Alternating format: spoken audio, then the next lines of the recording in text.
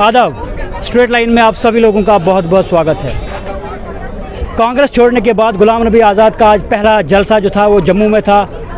क्या कुछ उन्होंने कहा, बातचीत करने के लिए आज हमारे साथ जुड़े हैं सनम शाह। इनसे जानने की कोशिश करेंगे कांग्रेस छोड़ने के बाद क्या स्थिति कांग्रेस की है और क्या कुछ आज गुलाम नबी आज़ाद ने कहा। सर, सबसे पहले स्वागत है आपका straight line. Thank you so much, आपका और आपके चैनल का भी थैंक यू सो मच। तो सर, आपसे जानना चाहूँगा सबसे पहले कि गुलाम नबी आज़ाद ने जब कांग्रेस छोड़ी और कहा यह जा रहा था कि आगे उनका कोई मुस्तकबिल नहीं है, लेकिन जिस तरह से बहुत सारे लीडर्स उनके पीछे हैं, आवाम उनके पीछे है, क्या कुछ कहना चाहोगे? आज आप देखो, ये हमेशा जो लोग थे ये बगैर इनविटेशन के आए हुए थे। इन लोगों ने जो यहाँ पे आए गुलाम नबी आज़ाद साहब के साथ बगैर किसी लालच के आए हैं, क्योंकि उनको पता है कि जम्मू कश्मीर के अंदर और खित्ता पीर पंजाल और जम्मू कश्मीर के अंदर भारतीय जनता पार्टी के दिए हुए ज़ख्मों पर अगर कोई महरम लगा सकता है तो वो गुलाम नबी आज़ाद है। आज गुलाम नबी आज़ाद साहब का दौरा था। आज कांग्रेस के साथ साथ भारतीय जनता पार्टी भी डर चुकी है और अल्ताफ़ बुखारी की बुरी हालत है, क्योंकि देखा क्या था, हुआ क्या था, सपना क्या सोचा, रियलिटी में क्या हुआ। आज जहाँ पे कुर्सियाँ 10,000 लगाई हुई थी, आप मीडिया से तो कुछ नहीं ना छुपा हुआ, आप ही हकीकत और रियलिटी बताते हो, क्योंकि गोदी मीडिया का असर जम्मू कश्मीर में नहीं है, उनको भी हमने काबू करके रखा हुआ है। बट आज जम्मू कश्मीर की मीडिया हकीकत और सच बताएगी कि किस तरीके से जन सैलाब था, पता चलता था। आज ये सारी आंधियाँ हैं, ये जितने भी दरिया हैं, ये एक ही तरफ बह कर सीधा गुलाम नबी आज़ाद साहब के साथ आके खड़े हुए हैं। लेकिन सर, बात करें कांग्रेस को लेके तो कांग्रेस तो साफ साफ कह रही है किसी के आने से, किसी के जाने से जो है कांग्रेस को कोई फ़र्क नहीं पड़ रहा, कांग्रेस अभी भी जिंदा है और कांग्रेस अभी भी चल रही है। क्या कहना चाहोगे? मैं एक ही बात कहना चाहता हूँ, हिटलर चाहता था, ये मैं उनके लिए कह रहा हूँ जो कह रहे हैं, हिटलर चाहता था वो दुनिया में राज करे, पर जब मर गया था ना, उसको कोई कंधा देने वाला भी नहीं था मिला। तो ये कांग्रेस वालों का भी ऐसा ही असर होगा, इनको कोई कंधा देने वाला भी नहीं होगा। मेरा कहने का मतलब क्या है, मैं ज़ाती तौर पर किसी को टारगेट नहीं कर रहा। कांग्रेस पार्टी का ऐसा हालत हो जाएगी कि कंधा इन द सेंस ऑफ कि कांग्रेस पार्टी का झंडा उठाने वाला कोई नहीं रहेगा। यहाँ पे कांग्रेस पार्टी का नामो निशान नहीं होगा। कांग्रेस पार्टी मुफ्त हो गई है, क्योंकि कांग्रेस पार्टी हिंदुस्तान के अंदर थी, गुलाम नबी आज़ाद की बदौलत थी। जम्मू कश्मीर में थी तो पहचान गुलाम नबी आज़ाद की थी। जब इस एक पहचान को मिटा दिया तो फिर पीछे कहाँ रह गई कांग्रेस। जब एक छतरी होती है, उसके ऊपर लगा होता है छाता, अगर वो ऊपर से छाता ही गायब है तो डंडी का क्या फ़ायदा है, क्योंकि छतरी ही गायब है, अब डंडी पीछे बची हुई है, उसको कहाँ कहाँ गंवाएंगे।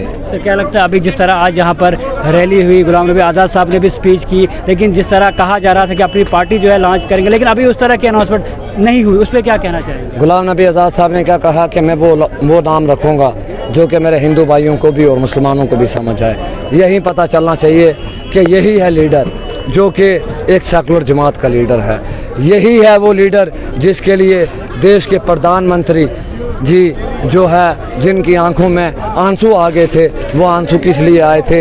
एक अच्छे लीडर की क्वालिटी के लिए आए थे, बल्कि अडवाणी के जाने पर नहीं थे आंसू आए, बल्कि गुलाम नबी आज़ाद की फेयरवेल पार्टी पे आंसू आ गए थे, क्योंकि ऐसा लीडर मेंबर ऑफ पार्लियामेंट को कभी नहीं मिलेगा, ना था, इसलिए देश के प्रधानमंत्री भी रोक रहे हैं। आने वाले टाइम में किस तरह गुलाम नबी आज़ाद को देखें? आने वाले दौर में गुलाम नबी आज़ाद साहब चीफ मिनिस्टर है और हम किसी के साथ गठबंधन नहीं करेंगे। हमारी फुल मेजॉरिटी सरकार होगी, गुलाम नबी आज़ाद साहब चीफ मिनिस्टर ओथ पे जो है, ये इंशाअल्लाह रहमान, मेरी बात याद रखना, शपथ। सर, कहीं ना कहीं कल हमने कुछ बीजेपी के कुछ लीडर्स थे, सीनियर लीडर्स, उनसे भी बातचीत की, उनका साफ साफ कहना था कि गुलाम नबी आज़ाद जो है उनको या तो दो पार्टी आगे बनानी पड़ेंगी, और उसके अलावा उनका साफ साफ ये भी कह रहा था अगर गुलाम नबी आज़ाद साहब कोई अपने 10 काम गिना के दिखाएं जो काम उनने खास तौर पर चुनाव वैली में किए होंगे, डोडा में किए होंगे या पूरे एरिया में किए होंगे, तो वो अपनी सियासत छोड़ देंगे। क्या कुछ कहना चाहोगे? मैं उन लीडरों को ये कहना चाहता हूँ, जिन लीडरों ने कहा है, मैं समझ गया हूँ, उनको कहना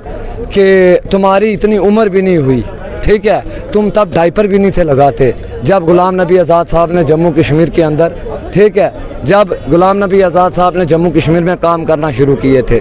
तुम्हारे सर के बाल ख़त्म हो जाएंगे पर गुलाम नबी आज़ाद साहब के किए हुए काम ख़त्म नहीं होंगे। तुम्हारे जितनी तुमने एज ली है, तुम्हारी वो पिछली एज मिलाकर, सारे दिन मिलाकर वो दिन नहीं जुड़ते जितने गुलाम नबी आज़ाद साहब ने एक काम दिए हैं। गुलाम नबी आज़ाद साहब ने मेडिकल कॉलेज दिए, क्या क्या कुछ नहीं दिया। तुमने उसको सबको तबाह और बर्बाद किया है।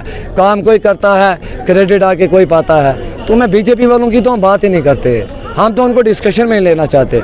इतने बड़े लीडर का आप उसके हवाले से इंटरव्यू कर रहे हो तो उनका नाम ले रहे हो, तो ये टेस्टलेस हो नहीं रहा है। सर, वो कह रहे थे ना ऐसे। अरे उनके कहने से क्या है, आज की डेट में बीजेपी 10-15 सरपंच नहीं बना सकती, एमएलए तो दूर की बात है। सर क्या कहना चाहोगे, आखिर में क्या कुछ कहना चाहोगे? मैं यही कहना चाहता हूँ आपके चैनल के माध्यम से खित्ता पीर पंजाब के लोगों को कि गुलाम नबी आज़ाद साहब का सलाम है सबको आने वाले वक्त में। सर कुछ एक और चीज़ जानना चाहूँगा, जिस तरह जितने सियासी लीडर हमने यहाँ पर देखे जो कांग्रेस छोड़ के आए हैं, लेकिन कुछ चेहरे अभी भी हैं जो कांग्रेस में टिके हुए हैं, क्या लगता है आने वाले टाइम में वो चेहरे यहाँ पर दिखेंगे या नहीं दिखेंगे? बिल्कुल जनाब अली, आप देखना पता भी नहीं चलेगा कि कांग्रेस के अंदर था नहीं, सब इधर आ जाएंगे। और इधर अल्ताफ बुखारी आने वाला है, इधर और बड़े बड़े लीडर आने वाले हैं।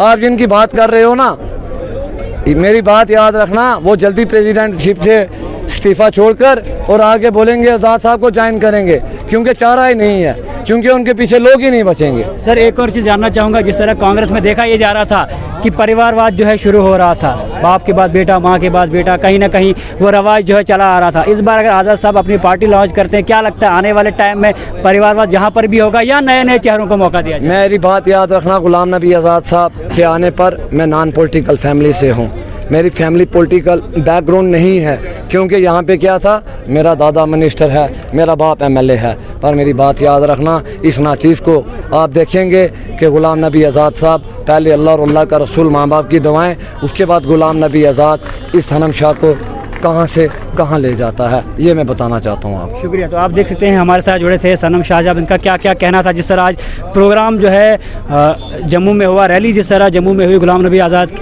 के आने के बाद, कहीं ना कहीं बहुत बड़ा हजूम यहाँ पर था, लेकिन क्या कुछ उन्होंने कहा, क्या कुछ उन्होंने भाजपा को लेके कहा, क्या कुछ और सारे लीडर्स को लेके कहा, लेकिन आगे भी हम कोशिश करेंगे ऐसे ऐसे लोगों के साथ आपको रूबरू कराने की। जुड़े रहे स्ट्रेट लाइन के साथ।